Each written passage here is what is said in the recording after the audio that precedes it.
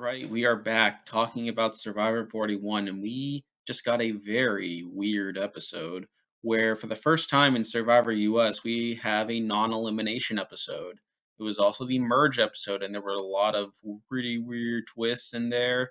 So there's a lot to unpack there, but this video is more about the power rankings and how each player's odds of winning the game have changed over the past week. Now, I think towards the bottom, I'd say that would stay the same, but I think there was quite a bit of movement towards the top of the pack. I thought there was a lot of interesting content with this being the merge episode, which is usually a very important episode for a player's winner edit. So we'll be going through each player, assessing them by how likely I think it is they'll win the game from this point forward. So let's get started. So, like I mentioned, the bottom of the list I feel like is pretty unchanged from this past week. But at number 12, we have the person that, once again, I feel like is the most likely to be voted out next, and that is Sydney. Now, I said last week that I felt like Sydney was the most likely to be the merge boot, and it was very interesting this week watching the whole twist play out with them being divided into teams and having a challenge, and the winning team has all of its members safe for the next week. And when Sydney's team won the challenge, I thought I was going to be wrong that Sydney was not going to be the merge boot. I thought from that point on it might be Xander or Erika. But then we get the end of the episode where Erika now has the power to break the hourglass and reverse the outcome of the challenge. And with that, that revives the possibility of Sydney being the most likely boot. And I feel like at this point, it's pretty likely to happen both for edit reasons and in game reasons. Sydney got a pretty consistent edit in the episode, but again, nothing too positive per se. She and her core alliance of Danny and Deshawn are still targeting Erika, who was sent to exile and now has the power.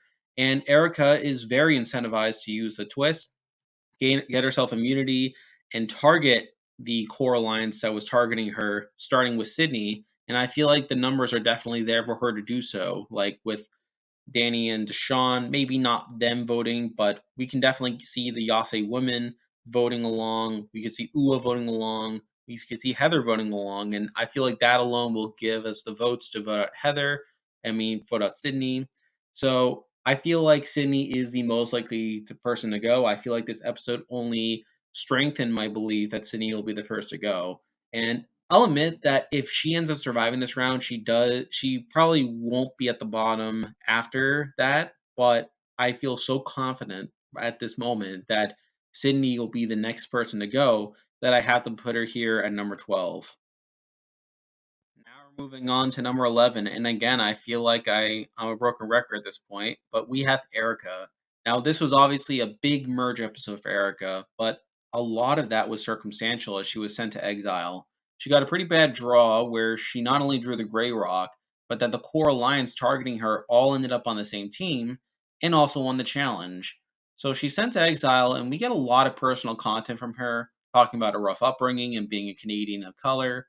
Well, this is all nice to see, we're only getting it now at the merge, and she's at exile. So this does nothing to boost her chances, as I feel like she's only getting this content because she's on exile, because she's here on her own, and because they really have to show it. Back at camp, she's the main target by a decent chunk of the tribe. We hear Danny talk about getting rid of her to even at the gender ratio. We hear Sydney and Nasir talk about targeting her. We even see Xander getting roped into this guy's alliance where Erica is her main target. None of this is great and only confirms that Erica has only lasted as long as she has because her tribe never went to tribal. But then we get the ending where Jeff shows up on exile and gives her the hourglass twist, which would not only allow her to flip which team has immunity, but she would be guaranteed safety herself. And I'll say up front that this is a terrible twist, not just because you're screwing over someone that won a quote unquote immunity challenge, but also because there's no risk for Erica accepting this, and there's no benefit for her not doing it. So this is a pretty one sided advantage that Erica is essentially gift wrapped. Now, I think Erica will break the hourglass, as there is a 0.00000% chance she doesn't, get immunity, earn some clout with the people she saved, and be in a prime position to break up the Danny, Deshawn, Sydney trio that's been targeting her all game. So overall, I think Erica got pretty lucky this round with basically being handed immunity and having some great odds at voting out Sydney. However, she still has no chance of winning. From a gain standpoint, she could integrate within this cookout alliance that's kind of forming, assuming that becomes a major force in the post merge. But her edit has been far too lacking to warrant a win from her. And again, while she did get a lot of content here, a lot of that was circumstantial and only came because she was the one in exile. If she wasn't sent to exile, then we wouldn't be hearing this from her. So I had to put her here at number 11. Now we're moving on to number 10. And again, we have someone coming in the same spot as they did last week. We have Heather.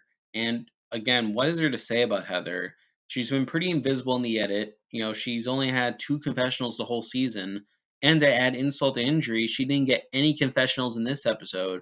I feel like the bulk of her content came during the challenge where they tried to do a repeat of her struggling and her team helping her up the cliff during the latter part of the challenge.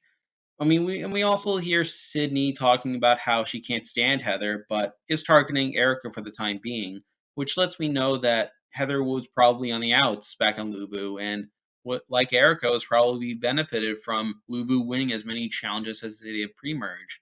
Now, I think for the upcoming vote, I think she will flip to Sydney, as we know from Secret Scenes that she is opposed to Sydney, and I could see her working with Nasir, possibly, but really there aren't many options for her. And I feel like she's someone that will probably be taking out mid merge. But even beyond that, I feel like she's gotten so little content. I was not expecting her to be purple like this. So I feel like she has zero chance of winning, and I have her here at number 10. All right, now we're moving on to number 9. And I feel like from this point on, there's quite a bit of movement from last week. And we have someone that has dropped a bit. I mean, they weren't super high to begin with, but I feel like the merge episode was a bit of a disappointment for them, which caused them to slip down a bit. So at number 9, we have Nasir. Now, this was a quiet merge episode for Nasir. He's one of the two players to draw a gray rock and sit out of the challenge. Aside from that, he's greatly benefited by everything else, with Erika drawing the other gray rock, the core Lubu alliance, which is closer to him than to Erika, all being on one team, and that team winning the challenge. It becomes a no brainer for the team to save him over Erika, and then we get to the merge feast. He does get a neat confessional about how he's made the merge, but I feel like that's more to set him up as a fan favorite than anything else. Back at camp, we get a little bit of gameplay of him talking about wanting to align with the guys to target Erica. But overall, Nasir didn't get that much content in this episode. I mean, gameplay wise, I think he can go either way. While we see him aligning more with the guys' alliance, I could definitely see him moving away from that in order to stay with Dan and Deshawn. So I feel like that's the group that he might stay with. And I'm sure losing Sydney, while not ideal for numbers' sake, would allow him to get closer to them to where they're less likely to dump him moving forward. But I think my opinion of him has stayed largely unchanged from last week. I feel like at this point he is someone that's there to be edited as a fan favorite, and to be fair, he's very likable. He is starting to become a fan favorite, especially on Reddit. But I feel like after this episode, I'm just not convinced that he's going to win. So I have him here at number 9. Now we're moving on to number 8, and we have someone that's moved down quite a bit from last episode. I feel like this person had a pretty terrible merge episode, and considering that I was already on the fence about this person, I feel like after this episode, I just have lost a lot of confidence in their chances. So number 8, we have Ricard, and again, I feel like Ricard had a pretty terrible episode here. He got a pretty extended scene on UA right before the merge where his feud with Chantelle over the extra vote continues. The two of them continue fighting over whether he gets to hold on to the extra vote or whether to give it back to Chantelle. And again, one reason why this is terrible for him is because we get a confessional of him talking about how he's not going to give it up because that would make Chantelle too powerful. And yet later in that scene, we see them talking and he ends up giving it back to her anyway. And sure, you could play it off as him being like, okay, yeah, sure, whatever. Like, he knows that it's bad, but he did it anyway. And the fact that we get a confessional of him saying he's not going to give it up, only for him to do that, is pretty bad for him, in my opinion. So then we get to the merge where his team wins the challenge. Like he has the merge feast and stuff like that. But really we don't really see anything from him the rest of the episode. It's kind of inferred that he might still work with Chantelle, at least for the immediate future, but really, we don't see him be included on any of the alliances. We don't see him be included on the Guys Alliance, really. We don't get any content of him being included in the Cookout Alliance, even though he is a person of color. And again, just the lack of content for him in an episode as big as Emerge is a big knock against his edit. So I feel like for those reasons, I have to knock him down. Now, I don't think he'll be the next boot necessarily. I mean, there's a chance, but again, I feel like him and Chantel will continue to at least tolerate each other for the near future. But I think there will be a clash with them at some point, and like I'm not going to say that he's going to lose that clash per se, but I don't think there's much there for him to win at this point. So I have him here at number 8. Now we're moving on to number 7, and I'm a bit surprised that this person has gone up a bit. Not so much because my opinion of their game has gone up per se, but more so because my opinion of other people's games have gone down. But at number 7, we have Xander. Now, like I said, I don't think this was a good episode for him at all.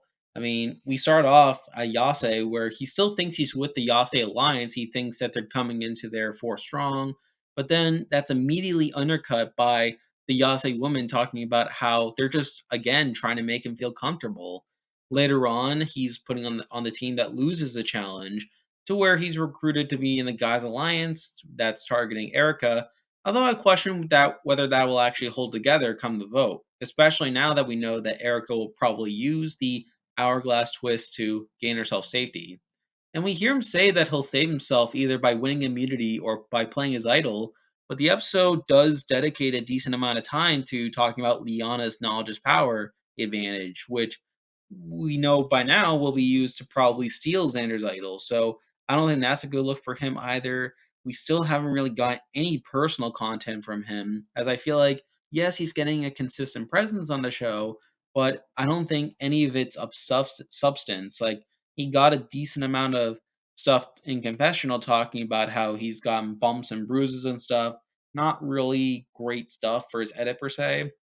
But the reason I put him up is because one, I feel like other people like Ricard have gone down in recent weeks. But the other reason is that I feel like even though his idol is likely to be stolen, I still don't have the sense that he could be a big player in the post merge. I feel like he is someone that could make some big moves to where he could navigate his bad position and potentially make a run to the end. Now, will he win? I don't think so. I think he's someone who, even if he gets to the end, he'll have a hard time winning a jury vote. And I feel like he's someone that will just have a hard time gaining respect from a lot of the older players. But I feel like there is at least an argument for him getting further in the game. I don't think he's the immediate next boot per se. I mean, there's a chance, but I don't think it's guaranteed, especially now that he has immunity from America using the twist. But again, I feel like he's mostly gone up because other people have gone down. So I have him here at number 7. Now we're moving on to number 6, and we have someone who had an okay merge episode, and right now they're in a decent game position, but I'm not sure whether it's going to last or not. So at number 6, we have Danny. Now, like I said, this was an interesting merge episode for Danny, at least from a gameplay standpoint. For the challenge, he ends up on the blue team with both Deshawn and Sydney, which is pretty advantageous for him, at least at first. After they win the challenge, they choose to save Nasir over Erika, which is the correct move in my eyes. Back at camp, we see Danny continue to talk about the men getting picked off and how he wants to start voting out the women, starting with Erica. To that end, we see a group come together consisting of him, Deshawn, Nasir, and Xander. Indeed, we see Danny and Nasir pitch the Erica plan to Xander, but then we hear Chantelle say that she's grown close to Danny and Deshawn, in part due to their shared experience of being people of color. And through that, we hear talk of a 4-person cookout style alliance with Danny, Deshawn, Chantelle, and Lyanna. Now, Danny doesn't actually get a confessional talking about this. The bulk of his confessionals are about him bringing the guys together and targeting Erica. But now, with it being all but certain that Erica will break the hourglass and earn safety, I think we could see Danny lean into this alliance more. Overall, I think this episode wasn't great for Danny, but not the worst thing in the world either. I don't have a good sense that it was propping him up, even though he got a decent amount of strategic content here. Gameplay wise, he seems to be in a good position for the time being, with him being in the Guys Alliance, but also in the Cookout Alliance. It'll be interesting to see who he targets with Erika earning safety. My hunch is Evie, as they're in neither alliance and not an original Luvu member. But realistically, it'll be very tough for him to get the numbers to do so, as I think Deshawn, Leon, and Chantelle will probably fight to keep Evie. Through that, I think there's a real chance that Danny loses Sydney at this next tribal, which isn't ideal. While I don't think he'll be going anytime soon, I don't think his positioning in the game will be strong enough to carry him all the way to the end. In game, I think he'll eventually get to a position where he'll need to win immunity, which he could do, don't get me wrong. However, I think he's noticeable enough as a physical threat to where he could possibly be sniped out before he realizes how much danger he's in. But outside of that, I just don't think his edit is strong enough to make me confident in his chances. While I don't think he's dead, and there's definitely a chance he can navigate through this Cookout Alliance, I feel like there are more likely contenders who have gotten more consistent edits and probably have better positioning in the game. So I had to put Danny here at number 6. Now we're moving on to number 5, and we have someone who is a bit of a similar situation to Deshawn, but I feel like one, his edit has been more consistent than Danny's, but also I feel like he is in a better position to maneuver than Danny is. So at number 5, we have Deshawn. Now, Deshawn had an interesting merge episode, but not an overly impressive one. He ends up on the blue team with Dan and Sydney, two of his closest allies from Luvu, but also with Evie, someone he got to know from the summit back in episode 2. He wins the challenge, ensuring all of his close allies' safety, or so it seems, and correctly chooses to save Nasir over Erika. Back at camp, we get some strategic content from Deshawn. While he isn't shown as the main perpetrator, it's inferred that he's in on Danny's guys alliance with Nasir and Xander and is fine targeting Erika. He gets a good amount of content in the formation of the Cookout Alliance with Danny, Lyanna, and Chantelle, where it gets a good confessional talking about being a person of color back home. And really, gameplay wise, Deshaun appears to be in a good position, for the time being at least. Now, what I did find strange was that we got virtually no content of him and Evie reconnecting. While I'm not overly surprised by this, as I discussed at the time that we didn't hear much from Deshaun talking about his feelings of Evie, making me think that their bond was circumstantial, the fact that this gets no follow up in the merge episode is troubling for both of their edits. Overall, I think Deshaun is in a decent position within the game, at least for the time being, with him being a part of both the Gods Alliance and the Cookout Alliance, although his role with the latter is emphasized more in the edit. And while there is a strong likelihood of him losing Sydney at the next tribal, I don't think that's as bad for his game as it would be for a lot of the other guys. I think Deshaun has what it takes to ride it out with these other women. Now, edit-wise, I'm still underwhelmed by him. While he got a decent amount of content, I don't think a lot of it was personalized, outside of him talking about the cookout. I still think he has a higher chance of winning than most others, but there's enough holes in his head to give me doubt, and again, there's no guarantee of him getting to the end, the same way that I feel with other people, so I had to put him here at number 5. Now we're moving on to number 4, and this may seem like a big drop, but I have my reasons. So at number 4, we have Evie. Now, I was disappointed by Evie in the merge episode. First we get some content of Yase before the merge, where they talk about sticking together, or at least the three women. Evie then gets put on the blue team that ends up winning the challenge. All that's fine and good. Then we get to the merge feast, and that's where things get a bit disappointing. They get a confessional talking about the feast, and I thought they would end it by saying that they see it as an opportunity to build bonds with the other tribe, especially since Deshawn is there, like someone who they went on the summit with back in episode 2 and made up such a big deal about building a bond with Deshawn. But instead, it turns into a whole thing about eating food and how the season has been tough from a survival standpoint. And while I could see this as a positive, as the elements are a big theme in the season, I was underwhelmed as we saw almost no game talk from Evie, despite this seeming like a fitting opportunity. In fact, I don't think Evie or Deshawn have any interaction in the episode, which is a big knock to their edit, as Evie talked a lot during that summit of how they were building a bond with Deshawn that might help them out later. Now, could we get more of that next episode? Possibly. But the fact that we don't get that here is underwhelming. But back at camp, we do see Evie sticking with the Yase women plus Chantelle. And while they seem to be on board with voting on Erika, at least for the moment, I don't think that was Evie's true goal at that point. So overall, this was kind of underwhelming for Evie. While they get some game talk here or there, I feel like they weren't the most important part of any alliance or configuration that we got set up to in the episode. I mean, I guess you could say there was a women's alliance to an extent, like kinda, but Evie's not included in the Cookout alliance. Like, she's close to Lyanna and Chantelle, but they don't see them as that close of an ally for them. And the lack of content of them with Deshawn is another big knock, which makes me more convinced that Evie is not the winner. Now, they're not dead. I mean, they have been getting a consistent presence on the show, and just because you have a bad merger episode doesn't mean you're out of it. But I definitely expected more, and I don't think I got what I wanted from them in this episode. So for that reason, I have to put them here at number 4.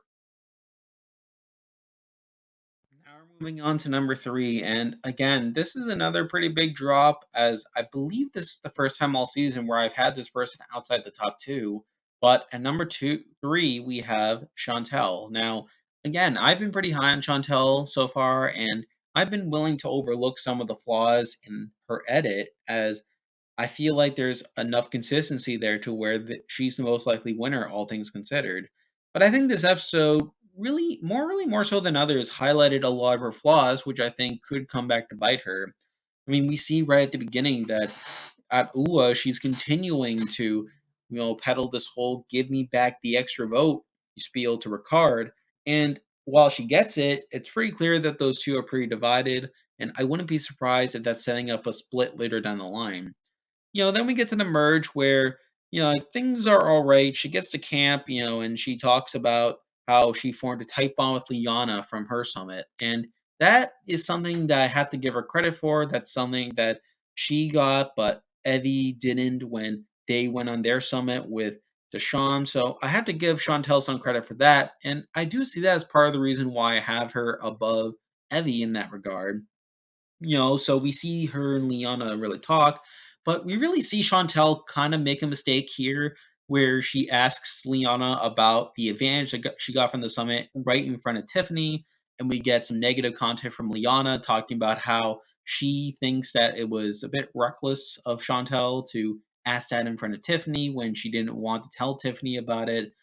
So she does, and and that becomes a bit of a storyline later on where Tiffany talks about how she imposes some of the blame onto Liana for not telling her about the knowledge is power advantage, and how she sees that as Liana being capable of flipping on the game. Really, you could say that like this isn't as bad for Chantel in the sense that you know Tiffany isn't blaming Chantel per se, but the fact that we see Chantel be the one to make this mistake and really put her ally into the fire like this is a bit of a issue in my opinion. So there's that. I mean, later on in the episode, we see Chantel and Liana sort of become the core of this cookout alliance is forming. I mean, we see them get Deshawn and Danny involved, but the episode makes it clear that Liana and Chantel are the core of this alliance and sort of a big reason why these people want to align with each other for the sakes of creating this really important and historic moment for the show. And I do give that some credit to her, to Chantel at least. So that's something at least. So I think coming away from this episode, there is a lot of content for Chantel. Like she's all over the episode once again. We see her relationship with Liana get reinforced, something that was made pretty clear from the last episode. And I think that could lead Chantel to being a big player in the post merge. But at the same time, I feel like the fact that they showed her kind of undermine Liana by getting Tiffany involved, I mean, that's not great. And I think when you add that to all the other issues that Chantel's been having, I did kind of lower her a bit in my estimation, and I think that's a big reason why I'm starting to think of her more as a decoy winner. Now, could this be an overreaction? Possibly.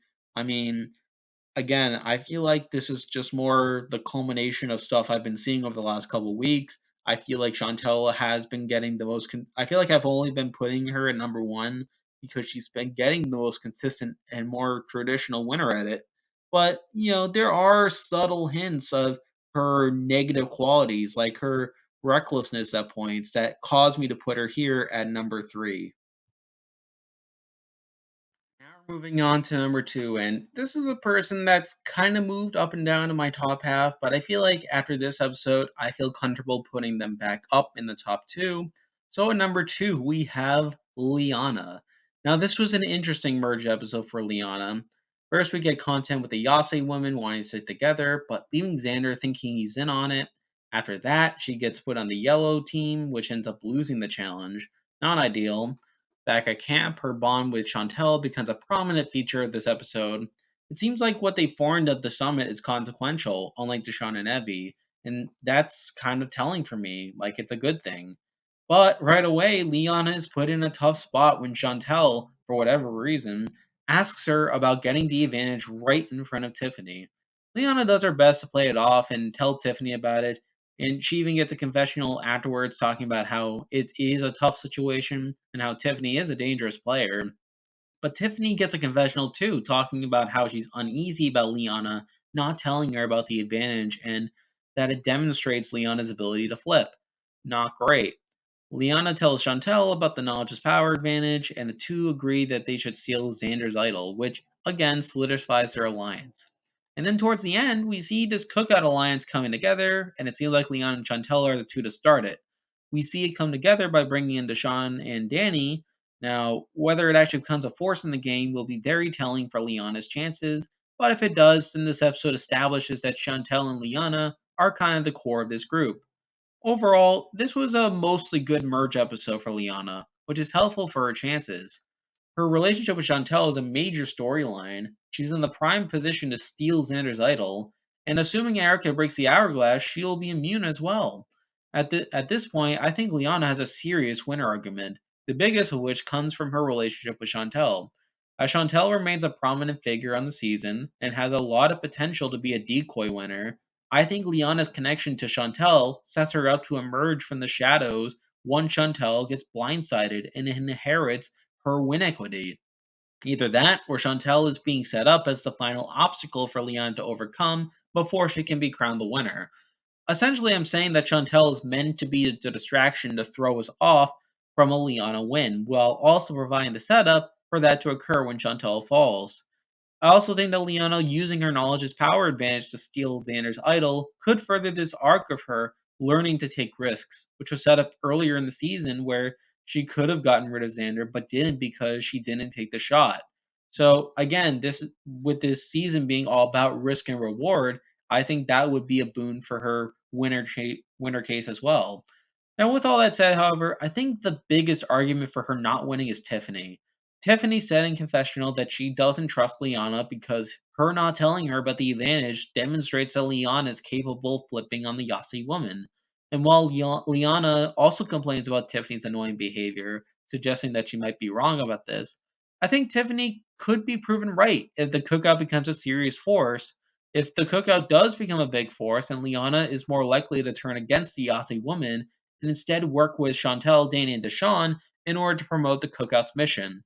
And if that's the case, then we could see the cookout being the antagonist, while Tiffany is the underdog assigned with dismantling it. So, I mean, could this really be the storyline they could be setting up? Like, if Tiffany were the winner, then would they really be setting up something like a cookout as being antagonistic? Probably not. I mean, it'd probably be very controversial if they did that. But I could see that undermining Liana as Tiffany would be kind of proven right in that regard. But really, on the whole, I think this was a good episode for Liana. And while she has had a couple down episodes here or there, I don't think there's anything that's really killed her chances to this point. So I feel like because of that, I have to put her here at number two. Now we're moving on to number one, and the person I believe is the most likely to win Survivor 41 after this episode is Tiffany. Now, again, Tiffany is someone I'm very conflicted about because while she's gotten a consistent presence on the show and has proven herself to be a big character on the season, she's someone that's gotten both a lot of positive and a lot of negative content, and that's something that's been very hard for me to reconcile. like when I'm watching the show in the moment, I feel like she is getting a lot of negative content. Again, that makes me hard to really see her as a top winner candidate. Now, I think she's more than likely an endgamer at this point, no question about it. But it's just a matter of whether she'll actually win at the end. And I've gone back and forth on it, and I'm starting to think that she might win. I mean, if we're looking at her episode, I mean, she doesn't get a ton of content. Most of it comes after the challenge when they're back at camp. A lot of it concerns her and Lyanna, like with Lyanna not telling her about the knowledge is power advantage and then her demanding to know about it. We get some negative content of Lyanna saying that she sees Tiffany as a dangerous player and how she's always being very pushy about things. But we always seem to get Tiffany's perspective on things, no matter what people say about her, which makes me consider her as a top contender regardless. And I think what she said in this episode was pretty interesting, where she said that she sees Lyanna as a dangerous player. Like she says that the fact that Lyanna wouldn't tell her about the knowledge is power twist demonstrates that she's capable of flipping. And at this point, where there's a lot of people left in the game, she could flip on her and the other Yase woman. Now, in the moment, this seems a bit ridiculous. I mean, it's not as if Lyanna was ever established to be against Tiffany per se. But then towards the end of the episode, we see Lyanna and Chantelle really being in a close duo to the point where they seem to be in an alliance together. And we hear them say that like they plan to use the knowledge's power twist to steal Xander's idol. I would think that Tiffany would be in favor of that. But I think the real thing is when Leon and Chantelle then approached Danny and Deshawn about forming this cookout style alliance. And this cookout style alliance, if it were to become a major force in the game, then that would definitely be bad for Tiffany gameplay wise. But on the other hand, from an editing standpoint, it would demonstrate that Tiffany's in the right, because in that case, Liana would be flipping on the Yase woman. So I think that's a big reason why I still have her in consideration. And considering everything else that we've gotten from her, I mean, there's definitely a chance that she can win at this point. I think it's pretty close between Liana and Tiffany at this point, as I feel like Liana is more likely to win should Chantel fall, while Tiffany has been more outright with her case, and her win doesn't seem more as dependent on other people failing. But I'll admit, I'm still a bit conflicted about this, and it's possible she could drop after this week. But at this current moment, I see Tiffany as the most likely winner, and that's why she's number one on this list. And there we go. That'll do it for this week's installment of the Survivor 41 Power Rankings. Now, again, this was a very weird episode with a lot of weird stuff, a lot of unusual stuff, and I'm sure we'll get a lot of answers next week. And with that, I'm sure there'll be plenty of changes to this power ranking. I know that the merge is going to be a very exciting point in the game. And of course, with the rest of the season, I'll be continuing to upload videos. I also encourage people to subscribe if they want to check out this and other videos talking about other subjects. But for now, that is the video. See ya.